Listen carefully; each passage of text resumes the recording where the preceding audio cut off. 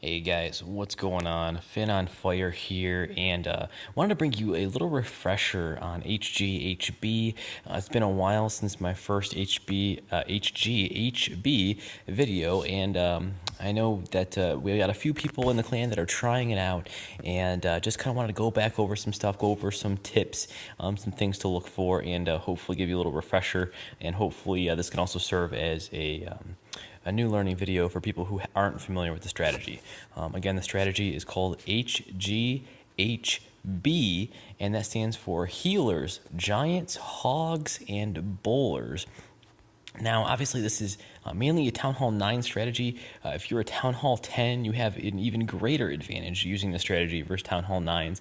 And it's pretty devastating when it gets going. Let me be clear. The most important thing about this attack is the funnel in the beginning, because you're going to use your giants, you're going to use your heroes, you're going to use your healers, obviously, and then you're going to use the bowlers in your clan castle, and they're going to be this little mob of raged madness, and they're going to blow through the first portion of the base and kind of free up an outer path for the hog riders. Now, you can tweak some things on what you see fit. Sometimes I substitute a couple of wizards out for a baby dragon if I feel like the funnel might be a little bit more challenging. Sometimes you can go a few more hogs. Sometimes you can go a few more giants.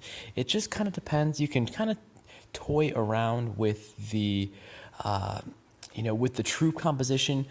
Very little though. I wouldn't get too far out of the box because the attack is good the way it is, and that is part of the issue that I've seen with some of the attacks that people are doing right now. Is they're changing things up. Well, I'm going to do it this way. I'm going to do it this way. People adding jump spells, quake spells, things like that. You don't need those spells because you have the two rage spells, and the rage spells are designed to get the giants through the first couple of walls, and they go through the walls pretty quick. You don't need the jump spell. The rage spells are more important, especially because when the bowlers are raged, they are so powerful and their range extends so far. So let's just kind of start from the beginning here. First off, I started this. I didn't pause quite fast enough, but as you can see, let's go ahead and scout the base first a little bit. Now, normally, if I had done my scouting a little bit better, I probably would have decided to. Let me get my pen out here, and what are we gonna do? We do a little red action. Stick with the red. Okay. What I normally would do is I like to start on the queen side. Oops, lost my pen. I like to start on the queen side here, because typically you want to get the queen taken out quickly, so that it's not a disruption to your hogs, it's not a disruption to your attack. So typically I would start queen side. This attack, I just kind of went for it. So that actually could have been a mistake. Luckily, it didn't hurt me on this raid. So the next thing I want to look for, once you figure out which side you want to attack from, which is typically going to be the queen side, the next thing you want to decide is, what do you need to funnel?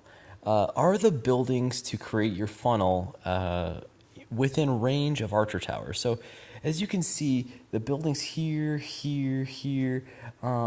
which I'm going to use to basically eliminate. I want to eliminate those because then that creates a funnel up the middle, meaning that my bowlers, etc., aren't going to go around because there's not going to be anything to target over there. Those buildings are destroyed.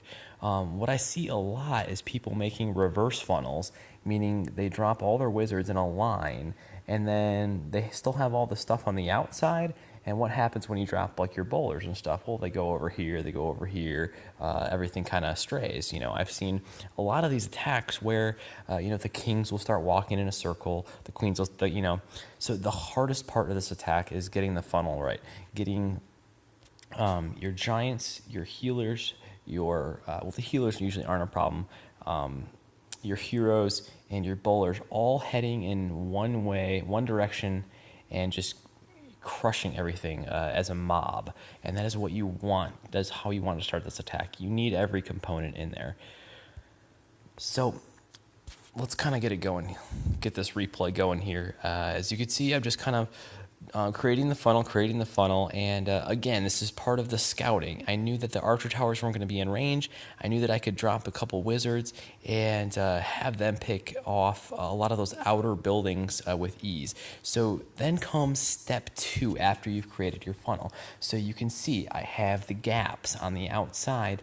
I've only left these buildings in the middle so that I know my king isn't going to go from this builder's hut. And once I get this camp destroyed here, my king isn't going to go all the way over to this structure. He's going to go up the middle where the closest target is. Same thing over here. My king isn't going to go all the way over to this barracks. He's going to go up the middle where all the goodies are. So you drop all your giants at once. As you can see, I forgot one. That was a mistake. And then you want to drop your healers right behind the giants. You don't want to drop everything at once because then you run the risk of your healers not targeting what you want. You want to drop your giants and then your healers because the healers are going to follow the giants. You want your healers to stay on the giants. So here we go. I'm going to get that last giant in there. I'm going to get another whiz going here. I think I get one more whiz in there to take out that camp. Once I know that archer tower is engaged, I'm going to drop another whiz to take out that camp. And as you can see, I've got, I've got my funnel, I've got my heroes and my giants, and they're going into the same compartment together because that's really the only place they can go. And you also want to be careful where you drop your queen, where you drop your bowlers, things like that. Because if I drop my queen maybe a little further to the right here, she might have gone and targeted that wizard tower and then maybe started to kind of circle around this way. So you got to be careful of where you drop your troops as well. You want them to, you want to give them the best possible pathing to where you want them to go. If this gold storage is the closest building, I want to drop something, basically right here because I don't want them to stray over here. I want them to go right to that gold storage.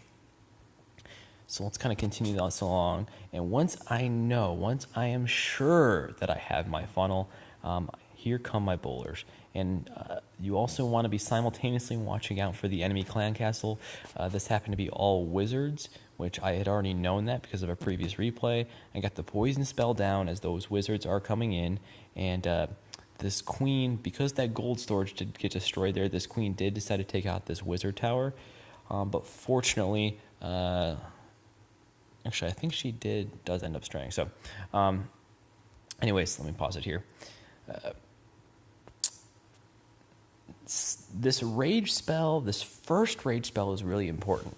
A lot of times you're going to have a stronger CC than wizards, dragons, baby dragons, Valkyries, things like that. And this step is so critical because you want your rage spell to rage those healers and you want it to rage the giants so that the giants will beat through walls. Oops, still got my pen up. Your giants will beat through walls and your healers are raged. So even if there's dragon, even if there's wizards, even if there's Valkyries that could take out your giants very quickly, those raged healers, in my experience, can heal giants through almost anything. When the healers are raged, I have not seen it where I have gotten my giants killed. My giants really only get killed if I make a mistake and my healers target a different unit and it leaves my giants defenseless. So rage those healers, rage those giants, and you want to, get that. If that clan castle comes out earlier, you want to get your rage down earlier. So you kind of want to coordinate that first rage spell with the clan castle. You don't want to use it too far outside of the base. So that clan castle's down, and I got the king, I got the bowlers, I got the giants kind of all working together here. The bowlers are going to take out a few more things into the center. I mean, just look at the range of those bowlers. The bowlers took out a mortar that was all the way over here. I mean, it's just awesome. And now I got all these troops in one mob heading in one direction, and that is so powerful. When you get those bowlers going behind the giants with the king in there, and usually with a queen, but unfortunately when I dropped her, I misplaced her a little bit. If I had put her over here, I think it would have been better, but I misplaced her a little bit. So again, that's important. So she starts to kind of stray around the outside, and I noticed this. So what I want to do is I want to use my hog riders. If this happens, I want to use my hog riders to protect my queen. So I'm going to bring my hog riders heading in the opposite direction. And as you can see, because this whole area has been carved out for my hog riders, look at the path that's laid out for the hog riders. They're going to follow these defensive units all around the outside. And that is exactly the type of path that you want for hog riders. You want them to stay in a relatively neat little wave. You don't want them too spread out, and you want to start them on an end point if possible, because there's no defenses over here. This is basically the end point for the defensive structures that the hogs are going to target, and that's important. I see a lot of times where people will drop their hogs, like let's say on this cannon, and then the hogs, because this is in the middle of all the defenses, the hogs will kind of spread out and go in different directions, and that's not what you want. You want to start them on an end point. So, because you want them to all swing in one direction. So here they go. That first big bomb came out, got them all healed up as they head into that whiz tower there. And I mean, look at the giants and the bowlers just on the other side together, just doing work. The giants just pound through that wall. I got the second heal spell down on the hogs here. And, I mean, there's really, a couple of point defenses in the expo left. The bowlers just scrap the rest of what was in that compartment. And here come a whole horde of hogs bearing down on that expo. There was one bomb tower left all the way over there. And here's a quick little tip. One wizard by itself can take out a bomb tower just on its own. So handy little tip there. I could have placed a wizard on that bomb tower and had taken it out and probably finished this base a little bit sooner. But look how many troops are left. I got a king at full health. My queen's alive. I don't think I lost any giants unless I lost one or two to a spring trap. I've got 3 bowlers and a bunch of hog riders. I mean, this wasn't a total gimmick Town Hall 9. It was a pretty well leveled up Town Hall 9 base. So, I mean, guys, it's a powerful, powerful attack strategy. The key is to just practice that funnel. I use this strategy as my raiding strategy as well, and you just kind of keep practicing it. Sometimes, yeah, it will go awry, and sometimes it is hard to find the best spot to funnel. And if you are looking at a base, and you are really having a hard time to figure out, how you're gonna, plan the funnel, you may not want to use this attack. This attack isn't an end-all, be-all. It's good on compartmentalized bases like this, but on bases like ring bases, it's not always the best, because if you can't get your first, squad of troops with the giants, bowlers, healers, and heroes going in the same direction together and not splitting up and going everywhere, it may not be the best. Attack. So you want boxy, compartmentalized bases, not too compartmentalized, but somewhat. So, and guys, stick to something close to this troop layout here. 2 rage spells, 2 heal spells, 2 poison spells. And if you have a Town Hall 10, then go ahead and add, maybe a jump spell or, an extra heal spell for your hogs or something like that. And you also have those extra troop spaces. Bring a couple baby dragons. They're great for funneling. They're great for cleanup. And they're great for taking out heroes, guys. So, be creative with the strategy. Feel free to tweak it, but don't be too creative. This is really the spell combination that you need to make the strategy work. If you have an extra spell spot, then go ahead and add a jump spell or something like that. But guys, this is really the composition to go with. Trying to just give it a chance. And then if you feel like you need to tweak it a little bit, but don't go too crazy. I really recommend keeping the spells the way they are. And the bowlers in the clan castle is an absolute must. That has to be there. I'm also going to show you a quick raid I just did, just to give you another example. Not as good as that war attack, but it was a successful attack. So let's see here.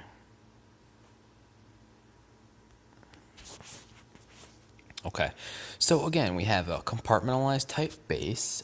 It's a good target for HGHB.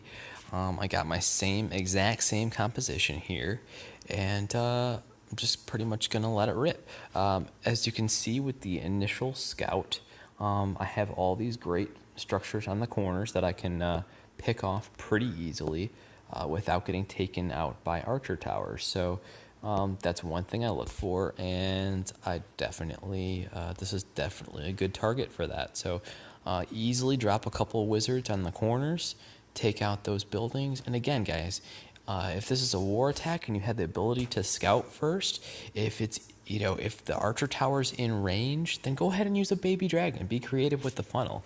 But the funnel is super, super important. So as you can see, I only did that corner.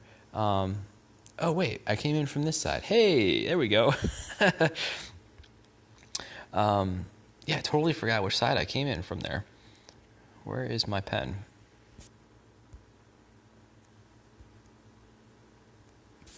Can't seem to get my pen up right now. There we go. We got it. Okay, so the reason why I chose this side is because a mortar by itself is going to take a few shots to take out a wizard, and that's going to take a long time. That's going to give the wizard plenty of time to take out some structures. So that was a pretty easy decision, and then was able to pick off a few buildings around the side here. So I have this really, really easy funnel here.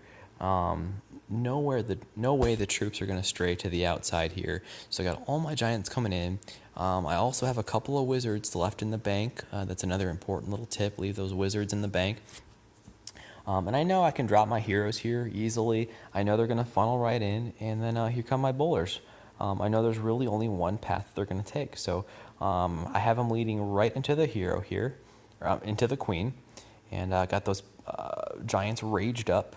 And fortunately didn't get that queen targeted right away, but there she goes. She goes down quickly. The bowlers are going to rush in, take out just a bunch more defenses. There goes the air defense. There goes some Teslas.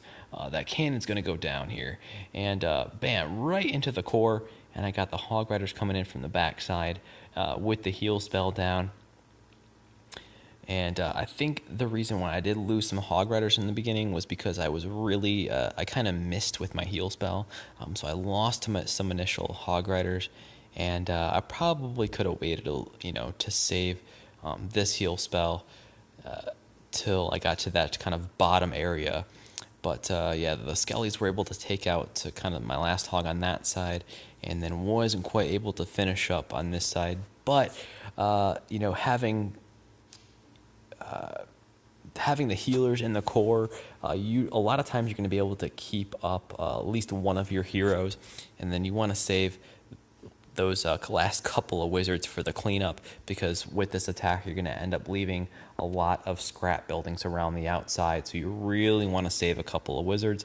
And yeah, guys, I mean, this attack just destroys bases, and didn't destroy this base in the most overpowered way. It wasn't a perfect attack, but I mean, that's the beauty of it. It just works as long as you can get that main group of troops going in the same direction to the same target. In that first part of the attack, you have a very, very high rate of success with this attack.